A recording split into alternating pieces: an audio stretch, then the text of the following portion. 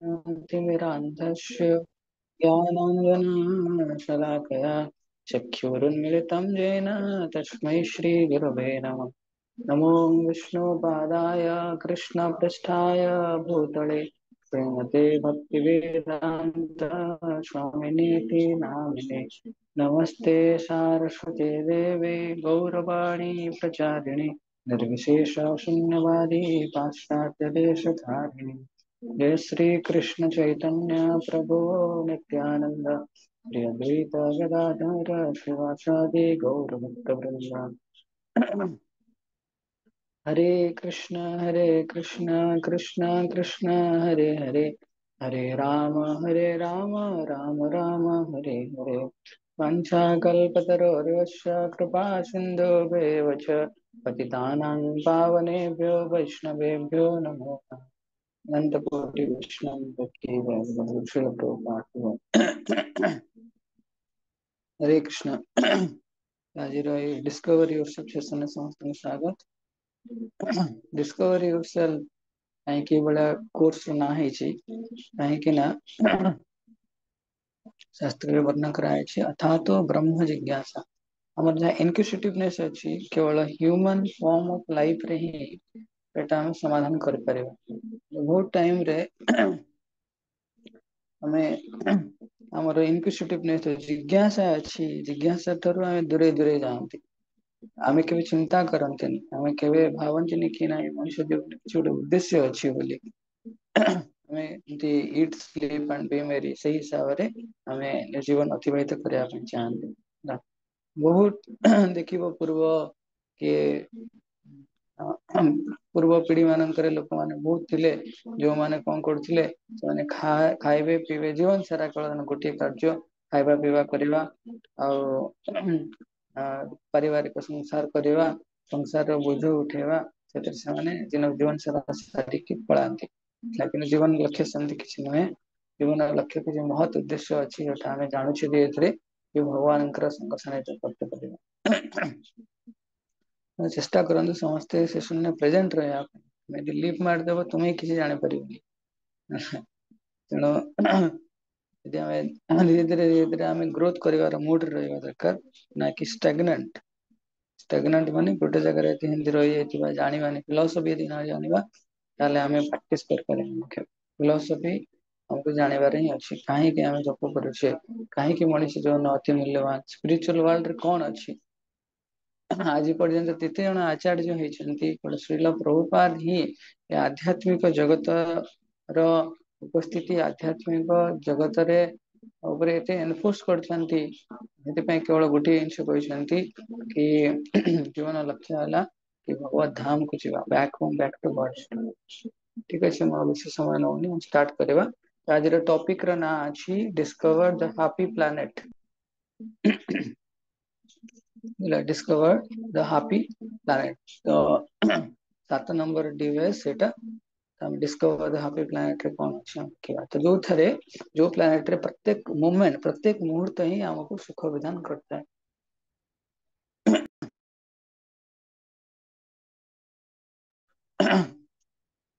तो तीन टाइम से देखिबार अछि मोटे मेजरेबल मटेरियल वर्ल्ड ए भौतिक जगत कोनते मेजरेबल ब्लिसफुल स्पिरिचुअल वर्ल्ड ए आध्यात्मिक जगत केते आनंदमय।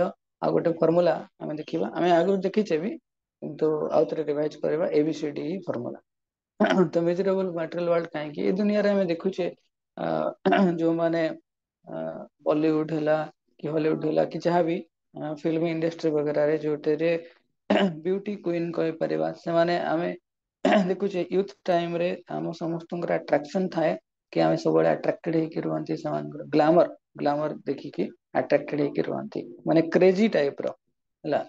बहुत देखिबा आमे ते टिके भक्ति मार्ग रे आसिलेनी किंतु जो माने भक्ति मार्ग रे नाहंती से माने एमिति गोटे गोटे दिन रे 6टा 7टा मूवी देखि देथिबे हला तांगर फेवरेट एक्टर थिबो फेवरेट एक्ट्रेस थिबो ए सब जिंस थाए कि भक्त होला परे हमर गोटे सब फेवरेट एक्टर लेखिए कि भगवान कृष्ण आ फेवरेट एक्ट्रेस लेखिए श्रीमती राधा रानी बाकी कोन आउ जो माने रहिले भगवान कर भक्त माने। तेणु सेति में आमे जानिबा दरकार कि यूथ टाइम रे हमको जो माने क्रेजी क्रेजी माने हमको जो माने ଲାଗୁଥିଲା କି ଏମାନେ ବହୁତ କିଛି ହେଲା, କିନ୍ତୁ ଯେତେବେଳେ ସେମାନଙ୍କର ବୟସ ବି ବଢି ଆସିବ ହେଲା, ଆମ ଟାଇମର ଆକ୍ଟର ଆକ୍ଟ୍ରେସ ଏମିତି ଗୋଟେ ଏକ୍ସାମ୍ପଲ ନେଇପାରିବା କି ଐଶ୍ୱର୍ଯ୍ୟା ରାୟ। ଐଶ୍ୱର୍ଯ୍ୟା ରାୟ ସେ ଆଗରୁ ବହୁତ କଣ ମିସ୍ ୱାର୍ଲଡ ନା ମିସ୍ ୟୁନିଭର୍ସ ପାଇଥିଲେ, କିନ୍ତୁ ସେତେବେଳେ ବୟସ ବି ବଢିଛି ତ ତାଙ୍କର ଡାଇଭୋର୍ସ ହେଇଯାଇଛି, ମୁଁ ଶୁଣିଲି ଏବେ ତ ଡାଇଭୋର୍ସ ହେଇଯାଉଛି। ତେଣୁ ସେଥିପାଇଁ ଜୀବନରେ ସବୁବେଳେ ସେ ସୁଖ ନଥାଏ କି ଜଣେ ଆନନ୍ଦରେ ସବୁବେଳେ ରହିବ ବୋଲି। ତେଣୁ ଯେତିକି ସୁନ୍ଦରତା ଭୌତିକ ଜଗତରେ ଅଛି, ତ ବିଶେଷ କରିକି ଆମେ ଯେତେବେଳେ କହୁଛେ କି ମାତାଜୀ ମାନଙ୍କ ବହୁତ ସୁନ୍ଦର ଅଛନ୍ତି, କିନ୍ତୁ ବୟସ ବଢିବା ସମୟରେ ଏମିତି କୁହାଯାଏ ଗ୍ରେପ୍ସ ଟର୍ନସ ଇନଟୁ ରେଜିନ୍। ତ ଆମର ଶରୀରର ସ୍କିନ୍ କଣ ହବ, ସ୍କିନ୍ ଖରାପ ହେଇଯିବ କି ଆମେ ଧୀରେ ଧୀରେ ବିକୃତ ହେଇଯିବା। ତ ଏ ସବୁ ଜିନିଷ ହୁଏ ଭୌତିକ ଜଗତରେ ହେଲା। ତେଣୁ ସେଥିପାଇଁ କଣ ପାଇଁ ହୁଏ, why cannot the beauty of this world remain permanent? କାହିଁକି ପରମାନେଣ୍ଟ ରୁହେନି ହେଲା। ଆଗକୁ ବହୁତ ଗୁଡେ ଏକ୍ସାମ୍ପଲ କାହିଁକି ଏକ୍ସାମ୍ପଲ କହୁଥିଲି କି ସବୁଠୁ ଶକ୍ତିଶାଳୀ ସୁନ୍ଦର ବ୍ୟକ୍ତି ମଧ୍ୟ ତାର ବୟସ ଯେତେବେଳେ ବଢି ଯାଏ, ସେତେବେଳେ ତା ଶରୀରରେ ଆଉ ସେ ସୁନ୍ଦରତା ନଷ୍ଟ ହେଇଯାଏ, ସବୁ ପ୍ରକାର ସୁନ୍ଦରତା ନଷ୍ଟ ହେଇଯାଏ, ଶକ୍ତି ସାମର୍ଥ୍ୟ ସବୁ କିଛି ନଷ୍ଟ ହେଇଯାଏ। ତେଣୁ ଏଇ ଦୁନିଆର ସୁନ୍ଦରତା କାହିଁକି ପରମାନେଣ୍ଟ ରହେନି, କାହିଁକି ନା ଆମର ସ୍ୱାଭାବିକ ସ୍ଥିତି ଅଛି ଆମେ ଭଗବାନଙ୍କୁ ଭୁଲି ଯାଉଛେ ହେଲା। ଆମେ ଆତ୍ମା ଆଉ ଆମର ସ୍ୟାଡୋ, ଏମିତି ଆମେ ଗୋଟେ ଠିଆ ହେଲେ ଖରାରେ ଆମର ଗୋଟେ ପରଛାଇ ପଡେ, ତ ସେ ଛାଇଟା ବାସ୍ତବରେ ଆମେ ନୁହେଁ, ଆମର ସେଇ ଛାଇ ତ ଶରୀରର ଛାଇଟା, ତ ଶରୀର ବି ଆମେ ନୁହେଁ, ଛାଇ ବି ଆମେ ନୁହେଁ, କିନ୍ତୁ ଆମେ ଭଗବାନଙ୍କର ଶାଶ୍ୱତ ଆତ୍ମା ଗୋଟେ। ତ ସୋଲ ଲିଭିଙ୍ଗ ଫୋର୍ସ, ସେଇ ଜିନିଷଟା ଆମେ ଭୁଲି ଯାଉଛେ ଧୀରେ ଧୀରେ। କାହିଁକି ରିଜିନ ହେଲା ଏଇଥିପାଇଁ, ସମସ୍ତେ ମନେ ରଖିବାର ଅଛି କାହିଁକି ଆମେ ଭୁଲି ଯାଉଛେ, କାହିଁକିନା ଭଗବାନ ହେଲେ ବିଭୁ, ଆମେ ହେଲେ ଅଣୁ। ତ ଗୋଟେ ଚିଙ୍ଗାରି, ଗୋଟେ ସ୍ପାର୍କ, ଗୋଟେ ନିଆଁର ଅଗ୍ନିର ପିଣ୍ଡୁଳା, ତ ଅଗ୍ନିକୁଣ୍ଡଳ ସବୁବେଳେ ସେ ଜଳି ଜଳି ରହୁଥିବ, କିନ୍ତୁ ସ୍ପାର୍କ ଯେତେବେଳେ ଅଗ୍ନିକୁଣ୍ଡଳ ଅଲଗା ହେଇଯିବ, ସେତେବେଳେ କଣ ହବ, ସେଇଟା ସମ୍ଭାବନା ଅଛି ସେଇଟା ତାର ଏକ୍ସଟିଂଗୁଇଶ ହେଇଯିବାର, ଅର୍ଥାତ ଲିଭି ଯିବାର ସମ୍ଭାବନା ଅଛି ହେଲା। ସେଥିପାଇଁ ଆମେ ଏଇ ଜଗତର ସୁନ୍ଦରତା ହଉ କିମ୍ବା ଯୋଉ 6 ପ୍ରକାର ଐଶ୍ୱର୍ଯ୍ୟ ପଡିଥିଲେ, ତ ସେଇଟା ନଷ୍ଟ ହେଇଯାଏ, ସେଇଟା ଧୀରେ ଧୀରେ ଧୀରେ ସମୟର ପ୍ରଭାବରେ ଇଏ ହେଇଯାଏ। ଗୋଟେ ଷ୍ଟୋରି ଅଛି କହୁଛି ଏବେ, ଲିକ୍ୱିଡ ବିୟୁଟି। ଥରେ ଗୋଟେ ଜଙ୍ଗଲରେ ଗୋଟେ ରାଜକୁମାର ସେ ବୁଲୁଥିଲେ, ସେ ଯାଇକି ଗୋଟେ ପହଞ୍ଚିଲେ ଜଣକ କୁଡିଆ ଘର ଭିତରେ, ତ ନକ୍ କଲେ, ସେଠି ସେ ଗୋଟେ ଦେଖିଲେ ଗୋଟେ ବହୁତ ସୁନ୍ଦର ଅତି ରମଣୀୟ ସ୍ତ୍ରୀ ଲୋକଟେ ସେଠି ସେ ବାସ କରୁଛନ୍ତି। ତ ସେଇ ଜାଗାରେ ସେ ତାଙ୍କର ରୂପର ମାଧୁର୍ଯ୍ୟରେ ପ୍ରଭାବିତ ହେଇଗଲେ, ଏତେ ସୁନ୍ଦର ଦେଖା ଯାଉଥିଲେ, ଏମିତି କଣ ଜାଣେ ଇନଫଚୁଏସନ।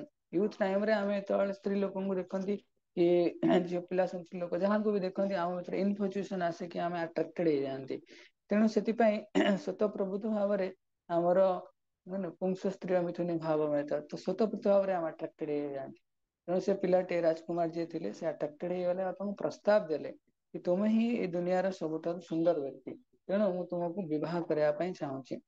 ତ ସେ ଯୋଉ ରାଜକୁମାରୀ ଟିକେ ଥିଲେ, ସେ କହିଲେ ଠିକ ଅଛି, ମୋର ତ ଏବେ ବିବାହର କୌଣସି ଆ ସମୟ ନାହିଁ କି ବିବାହର କୌଣସି ଇଚ୍ଛା ନାହିଁ, ତେଣୁ ତୁମେ ଗୋଟେ କାମ କର, ତମେ 7-8 ଦିନ ପରେ ଆସ।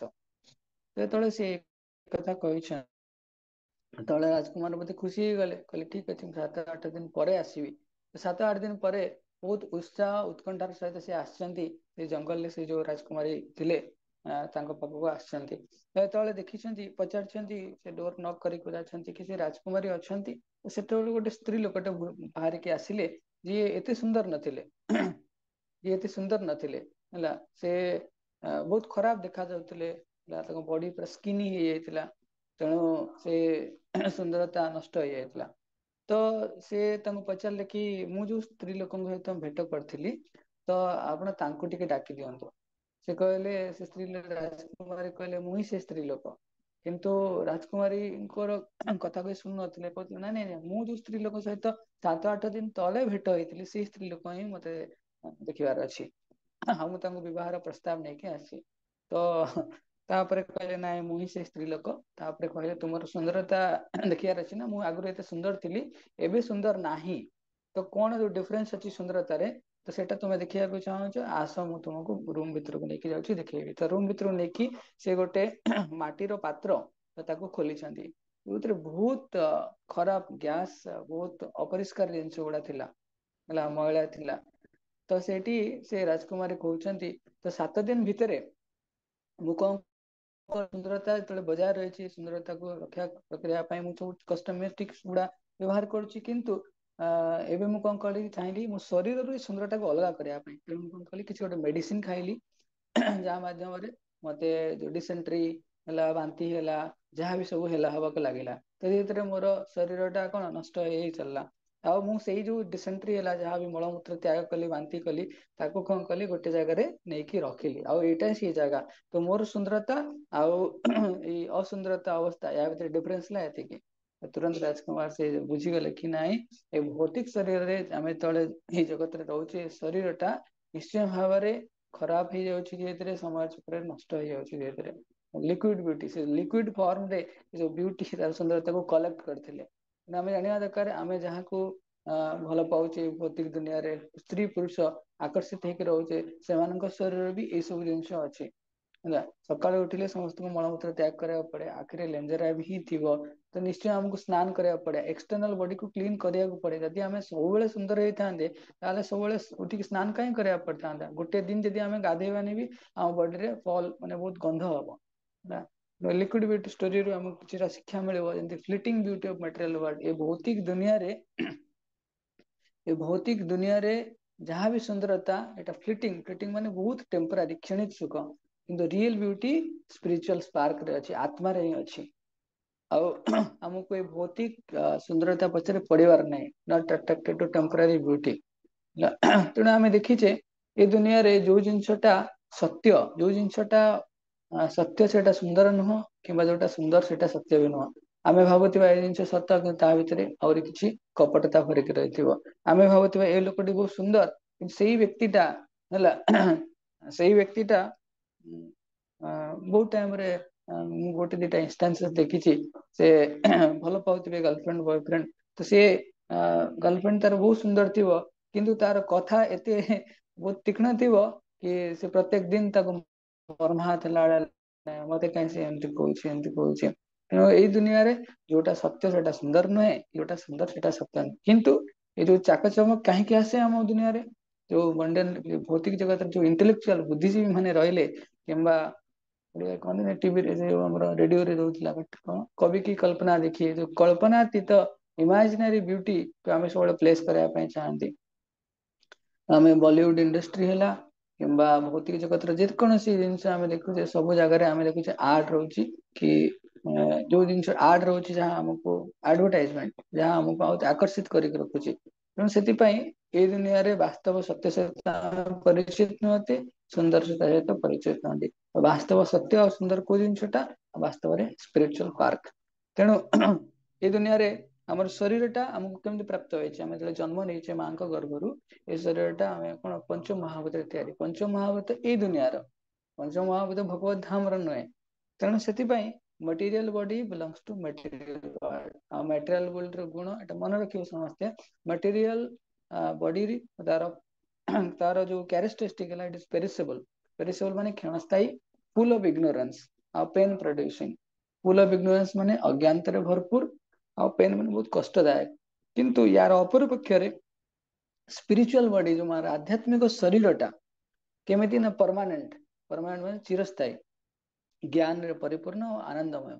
ସତ୍ ଚିତ ଆନନ୍ଦ, ସତର ବିପରୀତ ଅସତ୍, ଅଚିତ ନିରାନନ୍ଦ ହେଲା। ତେଣୁ material body belongs to material world, ଆଉ spiritual body belongs to spiritual world. ତ ଆମ ପାଖରେ କେତେଟା ଶରୀର ରହିଲା, ଦୁଇଟି ଶରୀର। ୟା ପରେ ଆମେ ଦିଟା ଜିନିଷରେ ବିବାହିତ କରିପାରିବା। ତ ଗୋଟେ ହେଲା ଆମେ ହେଲା ସ୍ପିରିଟ ସୋଲ, ଯୋଉଟା ଭଗବତ ଧାମରୁ ଆସିଛି।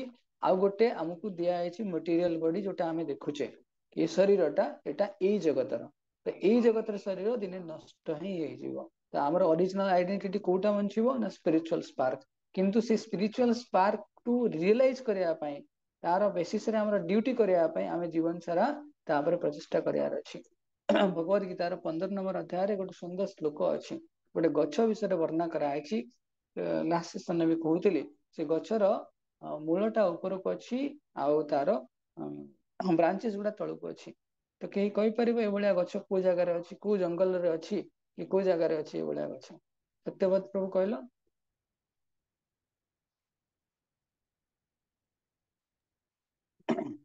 ହଉଛି କଣ? ତ ଏଇଭଳିଆ ଗୋଟେ ଗଛ ଅଛି, ତମେ ଯଦି ତମ କିଛି ପଣ୍ଡ କିଛି ଜଳା म्यूट कर दे।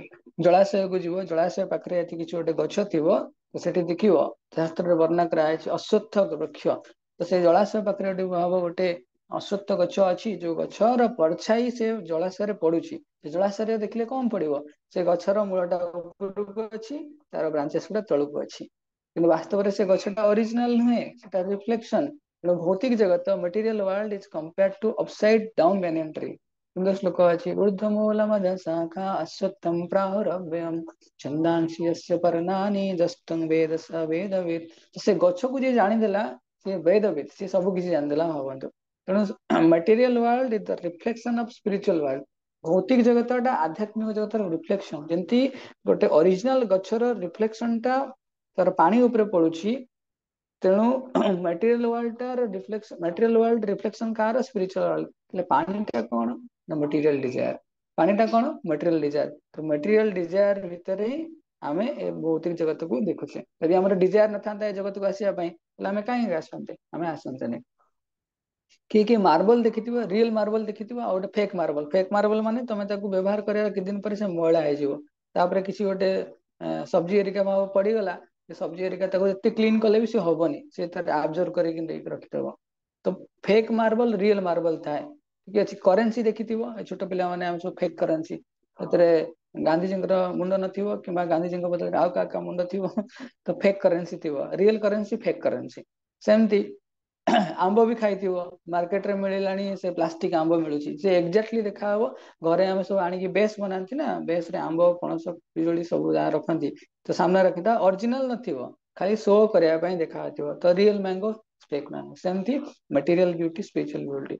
छोट छुआ का घरे देखिथिबो जन्म होइथिबो, एबरे कोठी देखिथिबो से जन्म हो केमती देखा जाए, भयानक देखा जाए। ता आखि खोल नथिबो, तारे पूरा लथपथ हेकी थिबो बहुत भयानक देखा जाए। किंतु से पिलाटा को एतले हम ताको क्लीन करके गोटे दि मास परे से तार शरीरटा फिटे धीरे धीरे एतले से भल देखा जाए, टिके लगे अरे भल देखा जाए।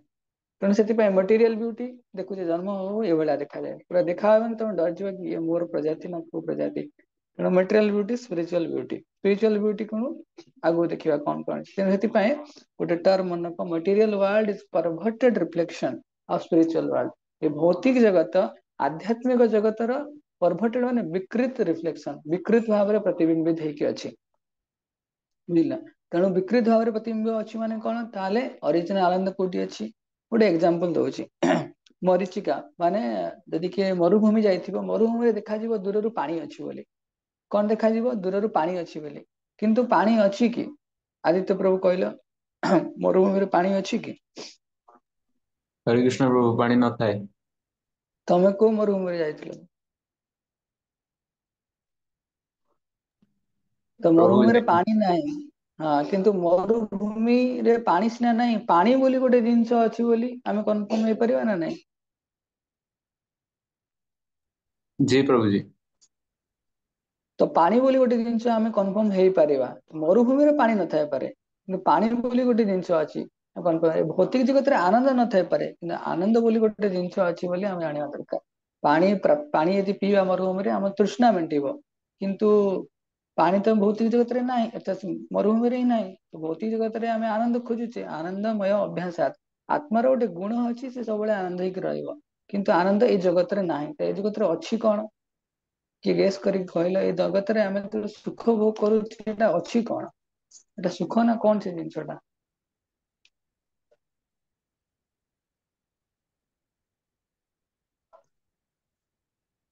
ये अनम्यूट करी कहलो जयप्रकाश कहलो ए दुनिया रे आमे तो सुख भोग करूचे, सुखटा ताले कौन?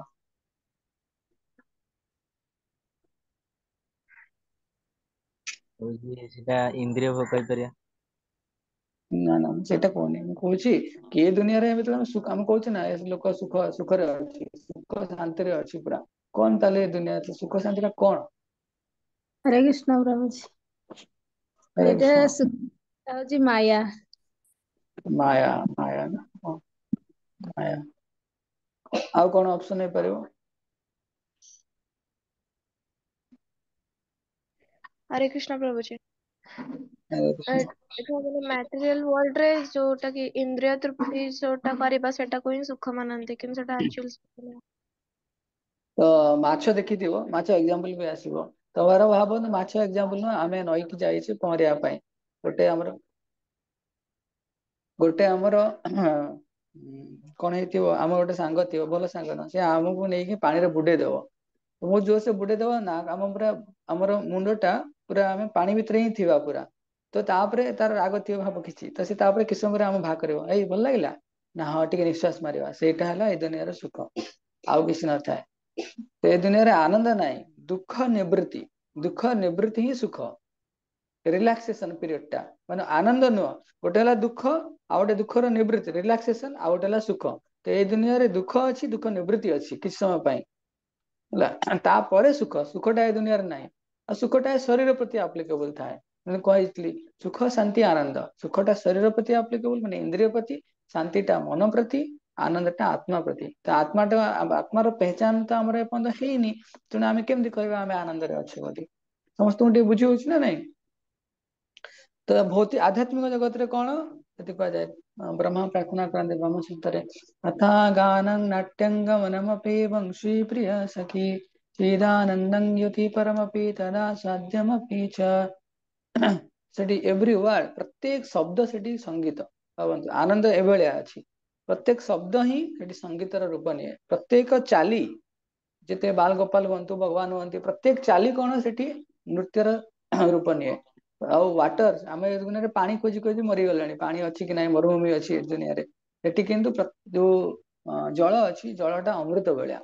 ଆଉ ସମସ୍ତେ ସବୁ ଲିଭିଙ୍ଗ ଏଣ୍ଟିଟି ଦେ ଆର୍ ପିଓର, ମାନେ ପୂର୍ଣ୍ଣ ରୂପେ ପିଓର, ତାଙ୍କର କୌଣସି ମନରେ ଈର୍ଷା ଦ୍ୱେଷ ମନୋଭାବ ନଥାଏ, ପୁରା ପିଓର। ଆଉ ସେଠି ସବୁଠୁ ବଡ ଜିନିଷ, ଜନ୍ମ ମୃତ୍ୟୁ ଜରା ବ୍ୟାଧି କିଛି ନାହିଁ। ନା ତଦ୍ଭାଷେତେ ଏଠି ସୂର୍ଯ୍ୟୋ ନା ଶଶାଙ୍କ ନା ପାବକ, ସେଠି ଏସବୁ ଜିନିଷ କିଛି ନାହିଁ। ତେଣୁ ଆମେ ଯଦି ପ୍ରଭୁପା ସେଥିପାଇଁ କହନ୍ତି, the goal of life is back to home, back to ଗଡେଡ।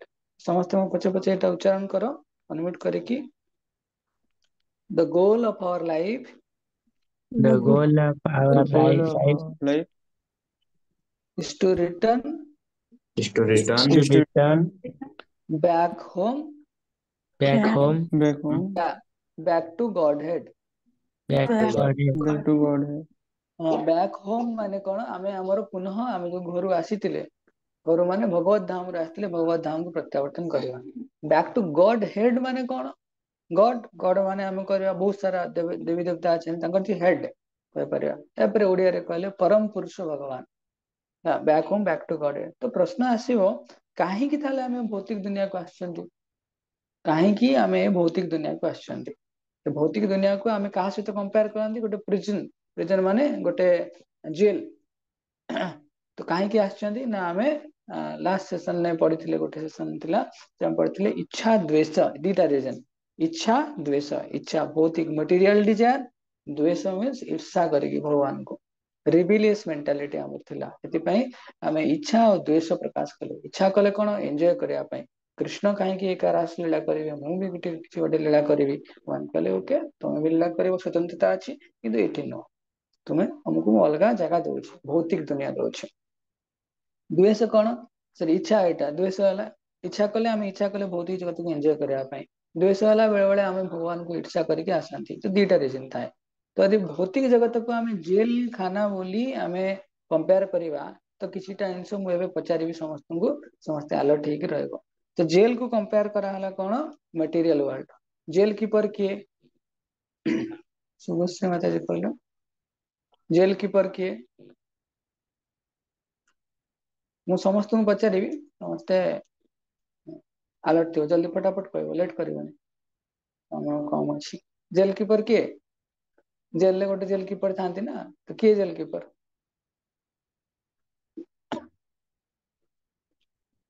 Okay, ଠିକ ଅଛି। ନେକ୍ସଟ ମନୋଜ କହିଲ, ଜେଲ କିପର କିଏ? हरे कृष्ण प्रभु जी। जमदेव। ଯମ ଦେବତା। ଓକେ, ଓମ ପ୍ରଭୁ କହିଲେ ଜେଲ କିପର କିଏ? ପ୍ରଭୁ ମାୟାଦେବୀ। ହଁ, ଜେଲରେ ଖାଇବା ମିଳେ, ଭାତ ଡାଲି ଆଉ ଗୋଟେ କଣ ମିଳିବ। ତ ଏଇ ଦୁନିଆରେ ଖାଇବା ଆମକୁ କଣ ମିଳୁଛି, ଗ୍ରେନ ଫ୍ରୁଟସ। मेडिसिन ପାଇଁ हर्ब्स अछि। अच्छा जेल रे गोटे प्रकार सार्ट पिंधନ୍ତି लेखा ହେଇଥାଏ केते गोटे लेखा ହେଇଥାଏ ସବୁ तक नंबर थाए के देखिथिबो जेल जेल मानकर कैदी मानकर सार्ट थाए व्हाइट कलर रो आ गार गार पड़िଥାଏ। तो हमको ए मटेरियल वर्ल्ड रे की प्रकार सार्ट मिली सार्ट पैंट कौन मिली स्तुति माता जी अनम्यूट करी कहलो।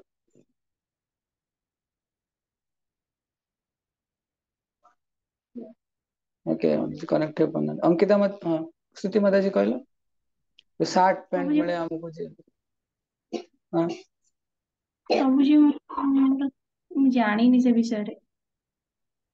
तमे जेल जेल देखिଛ ना नहीं ନା हाँ ସେମିତି हमर एठी अछि जेल जेल कोठी अछि भुवनेश्वर भी जेल अछि झारपड़ा झारपड़ा पाखरे जेल अछि तो आमे देखिथिबा टीवी सीरियल पाखरे जेल ड्रेस कोन अछि के कहि परिबो एबे अंकिता माता जी कहलो।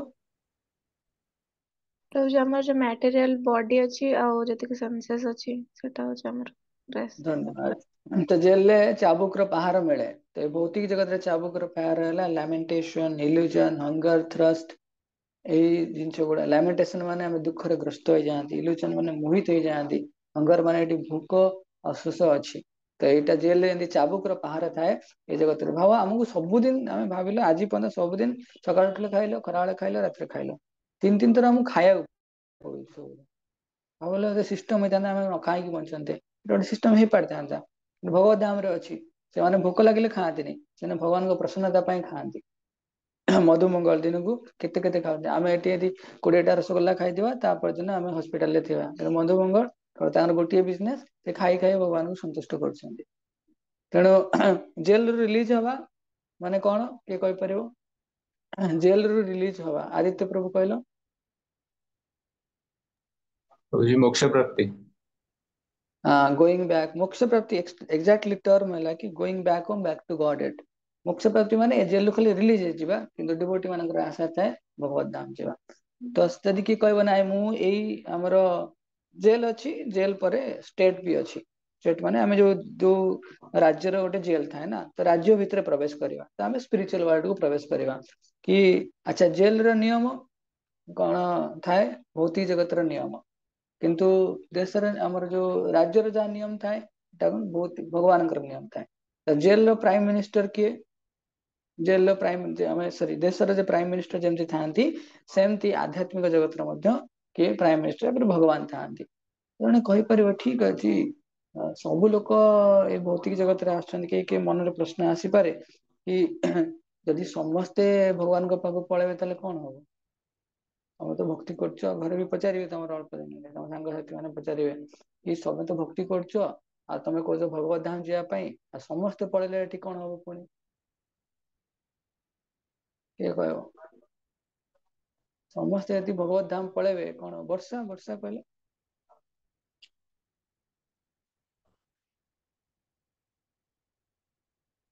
ओके कि कहि परिबो अनम्यूट करि को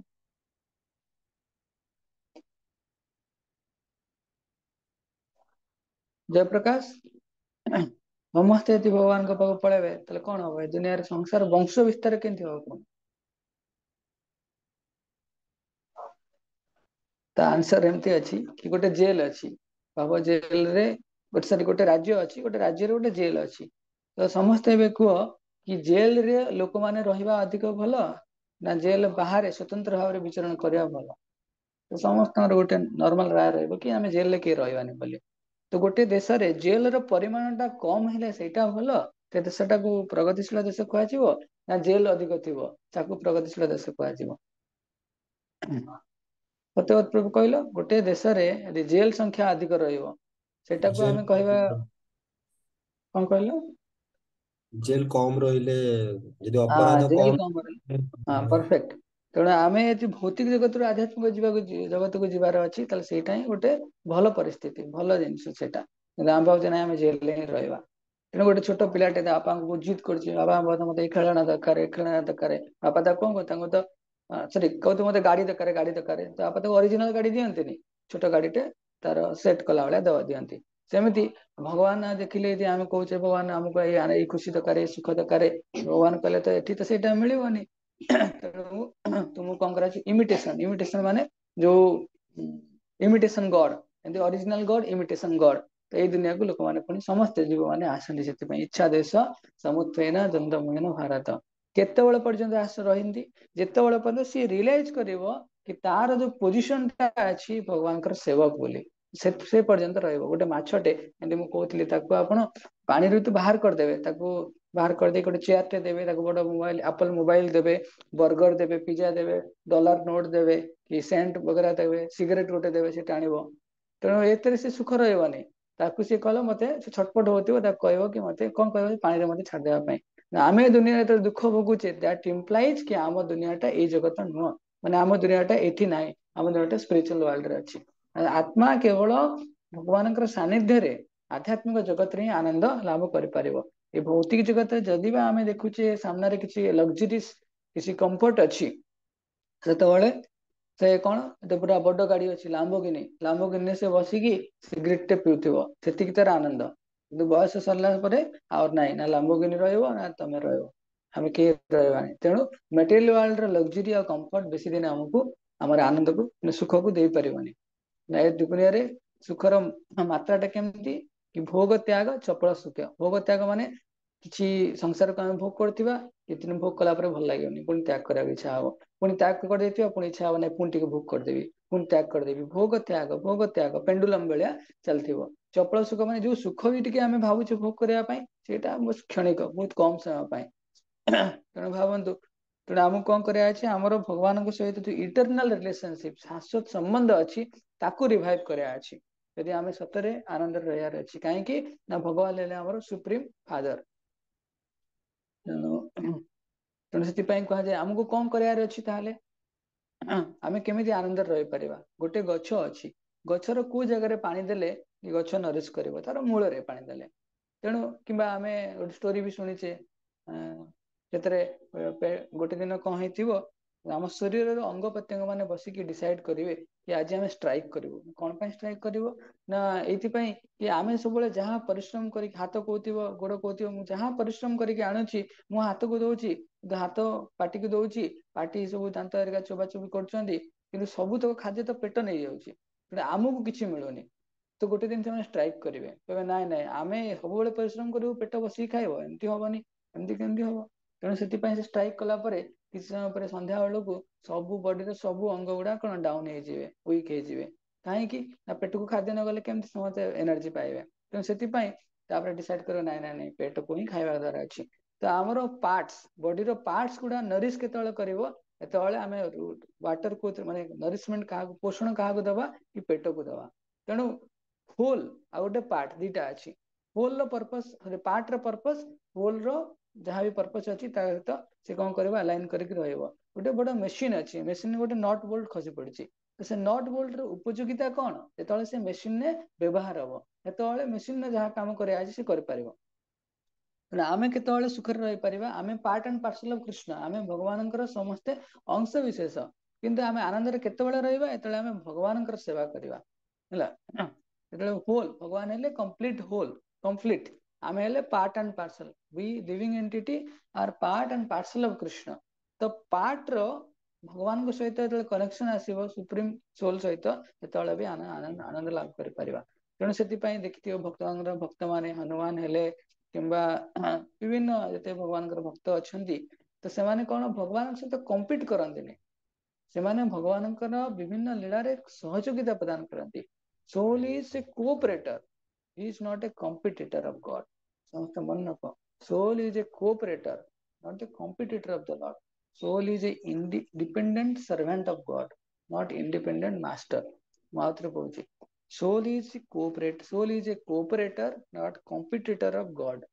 सोल कौन सहयोग प्रदान करिकी by cooperation the soul can enjoy competition soul can never enjoy competition कर परिबनी soul is dependent servant of God भगवान कौन डिपेंडेंट सर्वेंट भगवान निर्भर रही भगवान सेवा कर नॉट इंडिपेंडेंट मास्टर ए दुनिया रे आम इंडिपेंडेंट मास्टर हाँपाई चेष्टा करते दुख भोगुचे तेणु आम देखिले भौतिक दुनियाटा आध्यात्मिक दुनियाटा प्रतिफलन कौन कहले भौतिक दुनियाटा आध्यात्मिक दुनिया प्रतिफलन ଯେତେବେଳେ ଜଣେ ଭଗବାନଙ୍କର ଭକ୍ତି ଯୋଗରେ ନିଜକୁ ସଂଲଗ୍ନ କରିବ ସେତେବେଳେ ସେ ଆନନ୍ଦ ଲାଭ କରିବ। ଲାଷ୍ଟ ଜିନିଷ ଆଉ 2-3 ମିନିଟ୍ରେ ଆମେ କମ୍ପ୍ଲିଟ କରିବା ABCD ଫର୍ମୁଲା।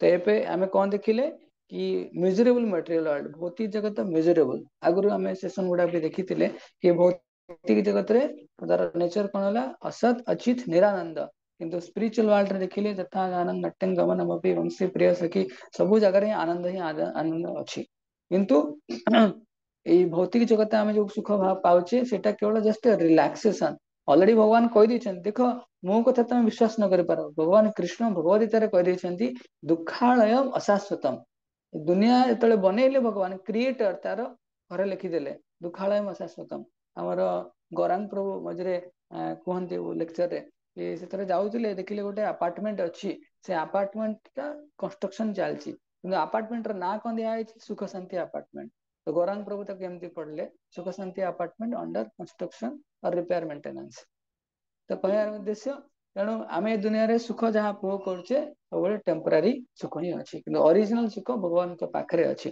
भगवत धाम रे अच्छी जितेबाला आम भगवान आ प्रकृति दीटा सहित अलाइन करके चलवा स्क्रिप्चर सहित अलाइन करके चलवा सेतबेले हमर कोन हेल्दी हार्ट एंड ब्रेन रहइबो सेतबेले आम भगवत धाम जाय जीव रेडी करवा ओरिजिनल होम जोटा जोटी हमर इटरनल फ्रेंडशिप ए दुनिया रे गछ लता पानी पवन अच्छी फ्रेंड सर्कल अच्छी लव सोसाइटी फ्रेंडशिप सब अच्छी भगवत धाम रे अच्छी किंतु सेटा इटरनल इन नेचर तेणु एबीसीडी फर्मुला रे आम समस्त मन रखिबार अच्छी ए फॉर एसोसिएशन आमको एबेटू कौन कराया साधु संग कराया साधु संग माने कौन आमठू जो माने समान रहिले कि आमठू जो माने सीनियर डिवोटी रहिले तांकर संग कराया ए मटेरियल वर्ल्ड रे आम देखी स्कूल कॉलेज रे पढ़ला बेले आम कौन कहते लाइक माइंडेड पीपल किंतु भगवद्गीता कहे राइट माइंडेड पीपल फास्ट तापर लाइक माइंडेड पीपल समस्ते तले भल से भल प्लेटफॉर्म सेम प्लेटफॉर्म रे आसीबे भगवत चेतना रे आसीबे सेतबेले आमे तले संग करबा हमर चेतना बड़ी बड़ी जीवन नले ओडिया रे त हम सुनिचे कि तू तो मुतुरी हेस काहे पई धुलेबा तेणु आमे तू भी खराब मु भी खराब दी जण खराब हे जिवा तेणु गुड एसोसिएशन हेले आमे धीरे धीरे निजर कॉन्शियसनेस को एलिवेट कर परिबा प्रभुपाद निजर एसोसिएशन हिप्पी मानन को देले एबे हिप्पी माने प्योर डिवोटी जाउछन्ती प्रभुपाद प्योर डिवोटी थिले सी तंगा एसोसिएशन हिप्पी मानन को देले सी प्योर डिवोटी होछन्ती तो प्रभुपाद हमको एसोसिएशन दउछन्ती कहा माध्यम रे बी फॉर बुक रीडिंग तो बुक रीडिंग अर्थात शास्त्र माध्यम रे तेणु शास्त्र को आम अध्ययन करवा धीरे धीरे आम चेतना शुद्ध हो आम शास्त्र माध्यम प्रभुपादर बड़ी सुंदर प्योर डिवोटी एसोसिएशन पाउचे ता संगे भगवान एसोसिएशन पाउचे केमिति चांटिंग हरिनाम माध्यम ए बी सी कहली सी फॉर चांटिंग तापर आउरी भगवान संग सानिध्य अच्छी डी फॉर डाएट माने प्रसाद हमको प्रसाद भी पायार अच्छी ए फॉर एंगेजमेंट माने सेवा करार अच्छी यदि सेवा न करवा ना फिलोसफी काम करनी आदि फिलोसफी खाली जानथिबा सेवा कर नथिबा चिटचिट लागि अल्प दिन रे तेणु बहुत सेवा भी कराया अच्छी आ बहुत हमको कौन कराया अच्छी कृपा भी आशीर्वाद भी रिसीव कराया अच्छी तो सेवा आ फिलोसफी दीटा को मैच करके जीवार अच्छी आम सब तत्पर रहा दरकार आमको जहाँ भी सेवा मिले आमको करार अच्छी सेवा कले हृदय परिशुद्ध हुए धीरे धीरे आम सेवार संलग्नता को वैष्णव आ भगवान निकट में प्रेजेंट करार अच्छी आम भगवान क्लोजनेस फील करार अच्छी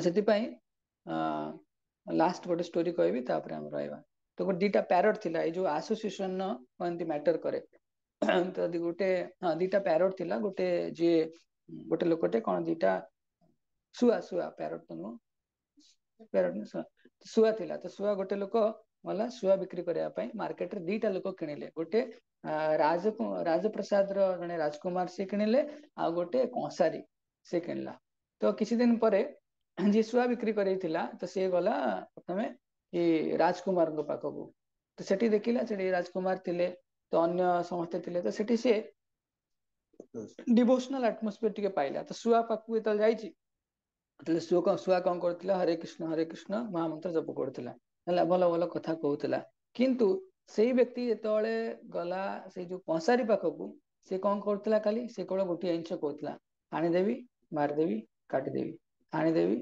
मार देवी काटी देवी तो ये कथा ही कहउथिला तेणु एसोसिएशन से मैटर करे आम एसोसिएशन जमती हम आम से अनुसार आम फ्लोरिश कर जीवा है तेणु से गोटे भाव गोटे कौन आम से कहती बाछुरी बाछुरी बाछुरी अच्छी आ घुषुरी अच्छी है ତ ସେଥିପାଇଁ ବାଛୁରୀ ଯେତେବେଳେ ଚାହିଁ ବାଛୁରୀ ସବୁବେଳେ କଣ ତା ମା ଠାରୁ କ୍ଷୀର ପିଇବ, ଘୁଷୁରୀ କଣ ତାର ଘୁଷୁରୀ ସାଙ୍ଗମାନଙ୍କ ସହିତ ରହିବ, ସେ ମଇଳା ଖାଇବ। ତ ସେଟା ଅପୋଜିଟ୍ କେବେ ହବନି, କାରଣ ବାଛୁରୀ ଯେତେବେଳେ ବି ଚାହିଁବ ସେ ସବୁବେଳେ କଣ ତାର ଗାଈ ବାଛୁରୀ ମାନଙ୍କ ସହିତ ରହିବ, ତା ଫ୍ରେଣ୍ଡ ସର୍କଲ ମେଣ୍ଟେନ କରିବ। ଘୁଷୁରୀକୁ ଓଡିଆରେ କହନ୍ତିନି ଘୁଷୁରୀକୁ ପାଚିଲା କଦଳୀ ସ୍ୱାଦ ନଥାଏ। ତମେ ତାକୁ ଭଲ ଆସୋସିଏସନ ଦବ ସେ ଜମା ଆସିବନି, ସେ ତାର ମଳମୂତ୍ରରେ ତା ଦେହରେ ହେଇକି ରହିବ। ତେଣୁ ଆମେ ଯାହା ସହିତ ଆସୋସିଏଟ କରନ୍ତି ଆମେ ସେଇଭଳିଆ ହୋଇଯାଆନ୍ତି। ତେଣୁ ଆମକୁ ଆସୋସିଏସନ ବହୁତ ଚେକ୍ କରିବା ଅଛି। ବୁକ୍ ରିଡିଂ ରେ ଆମେ ଦେଖୁଛେ ବିଭିନ୍ନ କଣ ମେଟେରିଆଲ ବୁକ୍ସ ପଢୁଛେ, ନୋଭେଲ ପଢୁଛେ, ବିଭିନ୍ନ ଜିନିଷ ପଢୁଛେ, କିନ୍ତୁ ଭଗବତ ଗୀତା ଆମ ପାଇଁ ଅଛି ସଙ୍ଗ ଅଫ ଗଡ କୁହାଯାଏ। ତ ଏଟା ମ୍ୟାନୁଆଲ ଅଫ ହ୍ୟୁମାନ ଲାଇଫ, ଯାହା ଆମର ଚେତନାକୁ ଏଥିରେ ଉଦ୍ବୁଦ୍ଧ କରିକି ଆମକୁ ଭଗବତ ଧାମ ନେଇପାରିବ, ରିଟର୍ନ ବ୍ୟାକ୍ ହୋମ ବ୍ୟାକ୍ ଟୁ ଗଡ। କିନ୍ତୁ ବୁକ୍ ରିଡିଂ କଲାବେଳେ ଆମକୁ ଧ୍ୟାନ ଦେବାର ଅଛି ମେଟେରିଆଲ ବୁକ୍ ଭଳିଆ ନୁହେଁ, ସ୍ପିରିଚୁଆଲ ବୁକ୍ ରେ ଆମେ ଦେଖିବାର ଅଛି, ପାରମ୍ପରିକ ବୁକ୍ ଦେଖିବାର ଅଛି, ଯୋଉଟା ଆମକୁ ସତରେ ଭଗବତ ଧାମ ନେଇକି ଯିବ। ପ୍ରଭୁପାଦଙ୍କର ବୁକ୍ ବ୍ରହ୍ମ ମାଧବ କଡିବ ଗୁରୁ ଶିଷ୍ୟ ପରମ୍ପରାରେ ଆସେ। ତେଣୁ ସେ ବୁକ୍ ଯଦି ଆମେ ପଢିବା, ରେଗୁଲାରଲି ପଢିବା, ତ ଆମ ଲାଇଫ ଟା ପୁରା କହନ୍ତି perfect ultimate perfection of Humane life. ଏଇ ଜନ୍ମରେ ଆମେ ଭଗବତ ଧାମ ଯାଇପାରିବା, ବୁକ୍ ରିଡିଂ କରିକି ଆମେ ତାକୁ ବୁଝିକି ନିଜ କାର୍ଯ୍ୟରେ ଲଗେଇବା। ତାପରେ ସି ପାର୍ଟ ଚାଣ୍ଟିଂ ରେ ଆମେ କାଉଣ୍ଟ କରି କରି ଚେତନ ମାନଙ୍କୁ କାଉଣ୍ଟ କାହିଁ କରାଯାଇଛି, ଚେତନ ମହାପ୍ରଭୁ କହିଲେ ସଂଖ୍ୟା ପୂର୍ବକ ନାମ ଗାନ ନଥିବି। ସଂଖ୍ୟା ପୂର୍ବକ କାଉଣ୍ଟ କଲେ ଏମିତି ପଇସା ବଢେ, କାଉଣ୍ଟ କଲେ ନାମ ବଢେ। ହେଲେ ଆମେ ଯଦି କାଉଣ୍ଟ କରନ୍ତିନି ତାହେଲେ ଆମେ ଢିଲା ପଡିଯାଆନ୍ତି। ଆଉ ଭଗବାନଙ୍କର ନାମ ନେଲେ ଆମ ଭିତରେ ପିସ୍ ଅଫ ମାଇଣ୍ଡ ଆସେ, ଶାନ୍ତିରେ ରୁହନ୍ତି, ସାଟିସ୍ଫାଇଡ ହୁଅନ୍ତି, ଆଉ ସୁଖ ଆନନ୍ଦରେ ରୁହନ୍ତି। ଆମେ ଏ ଜଗତ ଭିତରେ ବି ପଦ୍ମପତ୍ର ନିବାମ୍ବସା, ମାନେ ପଦ୍ମପତ୍ରରେ ଜଳର ବିନ୍ଦୁ ଢଳ ଢଳ ହେଲା ଭଳିଆ ଆମେ ଭୌତିକ ଜଗତରେ କୌଣସି ମୁହୂର୍ତ୍ତରେ ଆମେ ନଷ୍ଟ ହେଇଯାଇଥିବା, କିନ୍ତୁ ନାମ ନବା ତାହେଲେ ଭୌତିକ ଆସକ୍ତିରୁ ବିରତ ହେଇକି ଆମେ ଆଧ୍ୟାତ୍ମିକ ଜଗତର ଆନନ୍ଦକୁ ଅନୁଭବ କରିପାରିବା।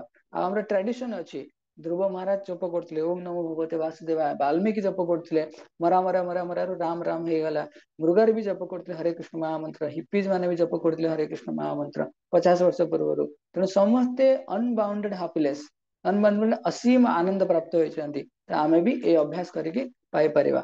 ତେଣୁ ଏଥିପାଇଁ ସାଉଣ୍ଡ ସାଉଣ୍ଡ ଇଜ ଦ ସଟଲେଷ୍ଟ, ସବୁଠୁ ସୂକ୍ଷ୍ମ ଜିନିଷ ହେଲା ଶବ୍ଦ। ଆଉ ଶବ୍ଦ ମାଧ୍ୟମରେ ଆମର ଚେତନାକୁ ଆମେ ପରିଶୁଦ୍ଧ କରିପାରିବା। କିନ୍ତୁ ମଡର୍ନ ଟାଇମ ରେ ଆମେ ଦେଖୁଛେ ମଡର୍ନ ମିଡିଆ କଲଚର ଏତେ ଅଛି ଯେ ଆମ ଲାଇଫକୁ ମାଇଣ୍ଡକୁ ପୁରା ଡିଷ୍ଟର୍ବ କରିଦଉଛି। Pure spiritual sound Hare Krishna ମହାମନ୍ତ୍ର ଆମର ଅଶୁଦ୍ଧତାକୁ ନଷ୍ଟ କରିକି ଆମକୁ କଣ ବାସ୍ତବରେ ଆମ ମନକୁ ସ୍ଥିର କରିକି ଆନନ୍ଦ ପ୍ରଦାନ କରେ। ବର୍ଣ୍ଣନା କରାଯାଇଛି ଭାଗବତରେ, ଜନ୍ନାମ ସ୍ମୃତି ମାତ୍ରେଣ ପୁମାନ ଭବତି ନିର୍ମଳ। ଯୋଉ ନାମକୁ ସ୍ମୃତି କଲେ, ସ୍ମରଣ କଲେ ଆମର କଣ ପୁମାନ ଭବତି ନିର୍ମଳ, ପୁରା ଶରୀର, ଭୌତିକ ଶରୀର ପୁରା ଶୁଦ୍ଧ ହେଇଯିବ, ମନ ବୁଦ୍ଧି ଅହଙ୍କାର ପୁରା ଶୁଦ୍ଧ ହେଇଯିବ। ତେଣୁ ଭଗବାନଙ୍କ ନାମକୁ ଯଥୋଚିତ ଭାବରେ ସୁନ୍ଦର ଭାବରେ ନାମ ନେବାର ଅଛି। ପ୍ରସାଦରେ ପ୍ରସାଦର ଆମର ଯାହାବି ଖାଉଛେ ତାର 3ଟା କମ୍ପୋନେଣ୍ଟ ଥାଏ। ଗୋଟେ ମଇଳା ଆକାରରେ ବାହାରିଯାଏ, ଗୋଟେ ବଡିରେ ଏନର୍ଜି ଦିଏ, ଆଉ ଗୋଟେ କନସିୟସନେସ ଦିଏ। 3ଟା ଜିନିଷ ଥାଏ ଯାହାବି ଆମେ ଖାଉଛେ। ତେଣୁ ଆମେ ଯେତେବେଳେ ଭଗବାନଙ୍କର ମହାପ୍ରସାଦ ପାଇବା, ତ ମହାପ୍ରସାଦର କିଛି ଅଂଶ ସେ କଣ ବ୍ଲଡ ରେ କନଭର୍ଟ ହେଇଗଲା, ହେଲା, ଯାହାବି ୱେଷ୍ଟ ପ୍ରଡକ୍ଟ ତ ବାହାରିବନି କିଛି। ତେଣୁ କହିବା କିଛି ଜିନିଷ ୱେଷ୍ଟ ବାହାରିଲା ପରେ ବଡିରେ କନସିୟସନେସକୁ ପ୍ୟୁରିଫାଏ କଲା ଭଳିଆ ଜିନିଷ ଆମେ ଦେଖୁନେ। ତେଣୁ କହିବ କି ମାଛ ମାଂସ ଖାଇବା ମନା କରିବା, କୋଉଠି ଲେଖା ହେଇଛି? ଭଗବତ ଗୀତାରେ ଭଗବାନ କହିଛନ୍ତି କି କୌଣସି ମୃତ ଜୀବ ଖାଇବା ପାଇଁ, ମୃତ ଜୀବକୁ ଆମେ ଖାଇପାରିବାନି। ତ ମାଛ ମାଂସ ନା ମାରିଲେ ଖାଇବ, ନହେଲେ କେମିତି ଖାଇବ? ତେଣୁ ଖାଇ ହିଁ ପାରିବାନି। ତେଣୁ ସେଥିପାଇଁ ଆମେ ଯେତେବେଳେ ଭଗବାନ ଜୀବନ ଲକ୍ଷ୍ୟ ଯଦି କୃଷ୍ଣଙ୍କୁ ପ୍ରାପ୍ତି କରିବାର ଅଛି, ସରଳ ଜୀବନ ଉଚ୍ଚ ବିଚାରକୁ ଧାରଣ କରିବାର ଅଛି, ତାହେଲେ ଆମେ ମହାପ୍ରସାଦୀ ପାଇବା, ଯାହା ଦ୍ୱାରା ଆମ ଚେତନା ଶୁଦ୍ଧ ହବ, ତା ସହିତ ଶକ୍ତି ବି ସାମର୍ଥ୍ୟ ବି ମିଳିବ।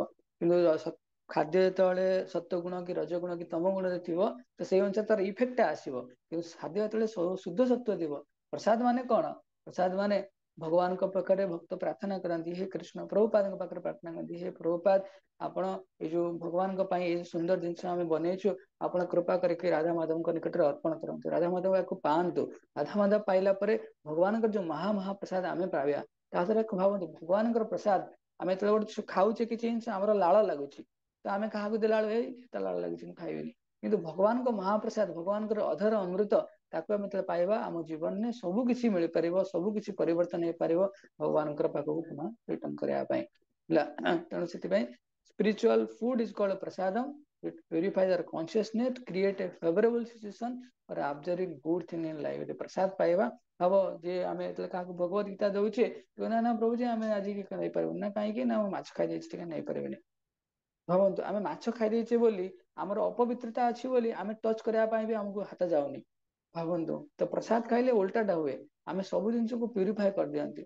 ରଜଗୁଣ ତମ ଗୁଣ ଖାଦ୍ୟ ଖାଇଲେ ଆମେ ଖୋଲିକି ବଞ୍ଚି ବି ପାରନ୍ତିନି। ସତ୍ୱଗୁଣ ଶୁଦ୍ଧ ସତ୍ୱଗୁଣ ମହାପ୍ରସାଦ ପାଇଲେ ଆମେ ଜୀବନରେ ଯାହା ଭଲ ଜିନିଷକୁ ଆବଜର୍ଭ କରନ୍ତି। ପ୍ରଭୁପାଦ କହିଲେ ଆମେ ଏତେ ସବୁ ଫିଲୋସଫି ଏତେ କ୍ଲାସ ଦଉଛେ, ଏତେ ସବୁ ଜିନିଷ ବୁଝୁଛେ, ସବୁ ଜିନିଷ ଆମେ ଶୁଣୁଛେ ଏ କାରଣେ ବାହାର କରିଦଉଛେ। ମାକ୍ସିମମ୍ ଚାନ୍ସ ଏୟା ଅଛି। କିନ୍ତୁ ଜଣଙ୍କୁ ପ୍ରସାଦ ଦବ ତ ପ୍ରସାଦ ତା ଭିତରୁ କାମ କରିବ। ମେଡିସିନ ଭଳିଆ ଛୋଟ ପିଲା ସେ ମେଡିସିନ ଖାଇଲା ବେଳକୁ ଗଡି ଯାଉଥିବ, ତାକୁ ଯେତେବେଳେ କିଛି ଗୋଟେ ରସଗୋଲା କି କାହା ଭିତରେ ପଡେଇକି ମେଡିସିନ ଦେଇଦେଲେ ସେଟା ପେଟ ଭିତରକୁ ଯିବ, ସେ ହୃଦୟରେ ପରିବର୍ତ୍ତନ ଆଣିପାରିବ। ତ ପ୍ରସାଦ ଇଜ ଲର୍ଡସ୍ ଗ୍ରେସ୍ ଅନ୍ ଅସ୍। ତାହା ଆମର ମନ ଇନ୍ଦ୍ରିୟକୁ କଣ୍ଟ୍ରୋଲ କରିକି ଭକ୍ତିରେ ଆମକୁ କଣ ବୃଦ୍ଧି କରାଇଥାଏ। ଏଇପରି ଏନଗେଜମେଣ୍ଟ କହିଲି। କିନ୍ତୁ ଅର୍ଜୁନ ମାନେ ଯୋଦ୍ଧା ଥିଲେ। ଆମେ ଭଗବାନଙ୍କ ଭକ୍ତି କରୁଛେ ବୋଲି ଆମେ ବସି ରହିବାର ନାହିଁ। ଏମିତି ଆମେ କହିଲି ଅର୍ଜୁନ ଭଗବାନଙ୍କ ଯୋଦ୍ଧା ଥିଲେ। ଭଗବାନଙ୍କର ମା ମନସ୍ମରଣ ଯୁଦ୍ଧ, ଭଗବାନଙ୍କୁ ସ୍ମରଣ କରିକି ସେ ଜୀବନ ତାଙ୍କର କୁରୁକ୍ଷେତ୍ର ଯୁଦ୍ଧରେ ବିଜୟ ଲାଭ କଲେ। ଗୋଟେ ଛୋଟ ଗୁଣ୍ଡୁଚି ମୂଷା ଅଛି ଯିଏ ରାମଚନ୍ଦ୍ରଙ୍କର ସେବା କରିଥିଲେ, କୋଉଥିରେ ସେତୁ ବନ୍ଧ ବାନ୍ଧିବାରେ। ତ ଭଗବାନଙ୍କର କୃପା ଆଶୀର୍ବାଦ ପାଇଥିଲେ। ବୃନ୍ଦାବନରେ ଆମେ ଶୁଣୁଛେ ଯୋଉ ଫଳ ବିକାଳି ମା, ସେ ବି ଭଗବାନଙ୍କର ସେବା କରୁଥିଲେ। ତ ଏନଗେଜମେଣ୍ଟ ଆମେ ଯଦି ଭଗବାନଙ୍କ ସେବା କରିବା ଆମର ଶରୀର ଶୁଦ୍ଧ ହବ। ଆଉ ସେବା ଯେତେ ଲୋ କ୍ୱାଲିଟି ସେବା ଯେତେ କହିପାରିବା ମେନିଆଲ ମାନେ ପୁରା ଚାକର ଭଳିଆ ସେବା ରହିବ, ସେତେବେଳେ ଆମ ଭିତରେ ଅହଂକାର କାମନା ନଷ୍ଟ ହବ, ଲଷ୍ଟ ଡିଜାୟାର ନଷ୍ଟ ହବ, ହେଲା ଅହଂକାର ନଷ୍ଟ ହବ, ସବୁ ଜିନିଷ ନଷ୍ଟ ହେଇଯିବ। ତ ସେବା ମାଧ୍ୟମରେ ଆମେ ଶୁଦ୍ଧ ହବା। ହରିନାମ ମାଧ୍ୟମ ସେବା ମାଧ୍ୟମରେ ଶରୀର ଶୁଦ୍ଧ ହବ, ହରିନାମ ମାଧ୍ୟମରେ ମନ ଶୁଦ୍ଧ ହବ, ବୁଦ୍ଧି ମାଧ୍ୟମରେ ସ୍କ୍ରିପଚର ଶାସ୍ତ୍ର ମାଧ୍ୟମରେ ବୁଦ୍ଧି ଶୁଦ୍ଧ ହବ। ଆଉ ବୈଷ୍ଣବ ସେବା କରିବା ସେତେବେଳେ ଆମର ଅହଂକାର ଶୁଦ୍ଧ ହବ। ଜିନିଷ ଆମେ ଦେଖିବାର ଅଛି। ଆମେ ଆମ ଭିତରେ ଯାହା ଯାହା କ୍ୱାଲିଟି ବି ଅଛି, ଏନଗେଜମେଣ୍ଟ କହୁଛେ ନା, କିଏ ଯଦି ଭଲ ପାଠ ପଢୁଛି ସେ ପାଠ ପଢିକି ଭଲ କରିକି ଭଗବାନଙ୍କର ପ୍ରଚାର କରିବା ଦରକାର। କିଏ ଗୀତ ଗାଇ ପଡୁଛି ସେ ତାକୁ ଭଗବାନଙ୍କର ପ୍ରଶଂସା ପାଇଁ ଗୀତ ଗାଇବା ଦରକାର, ବୈଷ୍ଣବ ସଙ୍ଗ ଗୁଡା ଗାଇବା ଦରକାର। କିଏ ଯଦି ଭଲ ଡେକୋରେଟ କରିପାରୁଛି ସେ ଭଗବାନଙ୍କର ଟେମ୍ପଲ ହଲ ଡେକୋରେଟ କରିବା ଦରକାର। ଯିଏ ଭଲ ରୋଷେଇ କରିପାରୁଛି ଭଗବାନଙ୍କ ପାଇଁ ରୋଷେଇ କରିପାରିବା ଦରକାର। ଆମର ଗୋଟେ ମାତାଜୀ ଅଛନ୍ତି ବହୁତ ବଢିଆ ସେ ଡ୍ରଇଂ ବନାନ୍ତି, ହେଲା। ତ ସେ ବହୁତ ସୁନ୍ଦର ସୁନ୍ଦର ମତେ ପଚାରନ୍ତି, ପ୍ରଭୁଜୀ ଏଇଟା ମୁଁ କରିସାରିଲି ଆପରେ କଣ କରିବି? ତେବେ ମୁଁ ତାଙ୍କୁ ଦେଖିଛି ପ୍ରଭୁପାଦଙ୍କର ଜଳଦୂତ ଡାଏରୀ ଡ୍ରଇଂ ବନେଇବା ପାଇଁ। ବହୁତ ସୁନ୍ଦର ସୁନ୍ଦର ଡ୍ରଇଂ ବନେଇ ପାରନ୍ତି, ହେଲା। ତେଣୁ ଆମର ଯାହା କ୍ୱାଲିଟି ଅଛି ଆମେ କୃଷ୍ଣଙ୍କ ସେବାରେ ବିନିଯୋଗ କରିପାରିବା। ଯେତେବେଳେ ଆମେ ଭଗବାନଙ୍କ ସେବାରେ ବିନିଯୋଗ କରିବା, ଯେତେବେଳେ ଭଗବାନଙ୍କ କୃପାଟା ମିଳିବ। ବିଦେଶରେ ଜଗନ୍ନାଥ ମନ୍ଦିରରେ ଜଗନ୍ନାଥ କେମିତି ଆସିଲେ? ତ ସେଠି ଭକ୍ତ କଣ କରୁଥିଲେ, ସିଏ ତାଙ୍କର କାଠରେ କଣ କାର୍ଭିଂ କରିପାରୁଥିଲେ। ତ ପ୍ରଭୁପାଦ କହିଲେ ତୁମେ ଯଦି କାଠରେ କାର୍ଭିଂ କରିପାରୁଛ, ଜଗନ୍ନାଥଙ୍କ କାର୍ଭିଂ କାହିଁ କରୁନ? ଜଗନ୍ନାଥଙ୍କ କାର୍ଭିଂ କଲେ। ଆଜି ସାରା ଜଗତରେ ଜଗନ୍ନାଥଙ୍କ ରଥଯାତ୍ରା ହଉଛି। ବିଦେଶରେ ପ୍ରଭୁପାଦ ସେମାନଙ୍କୁ କୁକିଂ ଶିଖେଇ ଦେଲେ, ସେମାନେ ବଢିଆ ସେ କୁକ୍ ଇଏ କଲେ। କୁକ୍ ବୁକ୍ ବି ଅଛି, ପଢିପାରିବ, କେତେ ବଢିଆ ବଢିଆ ଆଇଟମ ଅଛି। ଡିଟି ୱର୍ସିପ ରେ ଆମେ ଦେଖୁଛେ, ମାୟାପୁରରେ ଡିଟି ୱର୍ସିପ ରେ ତାଙ୍କର ଭକ୍ତମାନେ କେତେ ସୁନ୍ଦର ଭାବରେ ନିଖୁଣ ଭାବରେ ଭଗବାନଙ୍କର ଶୃଙ୍ଗାର କରାନ୍ତି। ତ ସବୁ ଜିନିଷରେ କିଏ ଯଦି ମିଡିଆ ଜାଣିଛି, ମିଡିଆ ବିଦ୍ୟା ଜାଣିଛି, ସେ ସେଥିରେ ବି ପାରଙ୍ଗତ ଅଛି, ତ ଭଗବାନଙ୍କ ସେବାରେ ବ୍ୟବହାର କରିପାରିବ। ଆମେ ସବୁ କିଛି ଭଗବାନ କୃଷ୍ଣଙ୍କ ସେବାରେ ବ୍ୟବହାର କରିପାରିବା। ଗୋଟେ ପୋଏମ ଅଛି, ପୋଏମଟା ଲମ୍ବା ଅଛି, କେତେବେଳେ ପରେ ପଢିବା, ହେଲା। ଠିକ ଅଛି, ତ ଆମେ ଆଜି ପୁରା କଣ ପଢିଲେ ସମରୀରେ କି ମେଟେରିଆଲ ମିଜରେବଲ ୱାର୍ଲ୍ଡ, ବ୍ଲିସଫୁଲ ସ୍ପିରିଚୁଆଲ ୱାର୍ଲ୍ଡ, ଆଉ ABCD ଫର୍ମୁଲା। କାହାର ଯଦି କିଛି ପ୍ରଶ୍ନ ଅଛି ସମସ୍ତେ ଏ ପ୍ରଶ୍ନ ପଚାରି ପାରିବ, ଗୋଟେ ଦିଟା ନଚେତ ମୁଁ ଭାବୁଛି ଯଦି କାହାର ପ୍ରଶ୍ନ ରହିବ, ଆମେ ଯଦି ଇମିଡିଏଟ କିଛି ପ୍ରଶ୍ନ ଅଛି ପଚାରିବ, ନହେଲେ ଗୋଟେ କ୍ୱେଶ୍ଚିନ୍ ଆନ୍ସର ହାଫ୍ ଆନ୍ ଆୱାର ସେସନ। ଆଉ ଗୋଟେ ଡିଭାଇସ ଅଛି, ଲାଷ୍ଟ ଡିଭାଇସ କାଲି, ତାପରେ ଗୋଟେ ହାଫ୍ ଆନ୍ ଆୱାର ସେସନ କରିବା। କାହାର କିଛି ପ୍ରଶ୍ନ ଅଛି କି?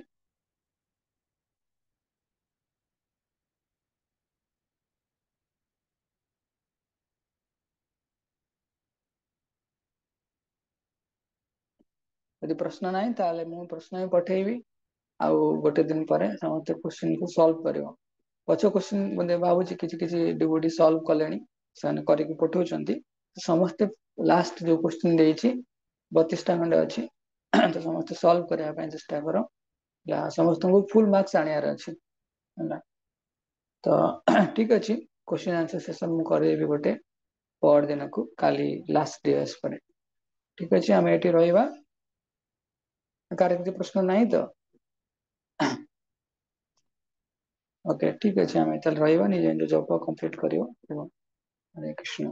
वंशाकल्पतरुर्वश्य कृपा सिन्धुभ्येव च पतितानां पावनेभ्यो वैष्णवेभ्यो नमो नमः। अनंत कोटि वैष्णव भक्त वृंद की जय। जगतगुरु श्रील प्रभुपाद की जय। उपस्थित समस्त भक्त वृंद की जय। गौर प्रेमानंदे हरि हरि बोल। हरे कृष्ण।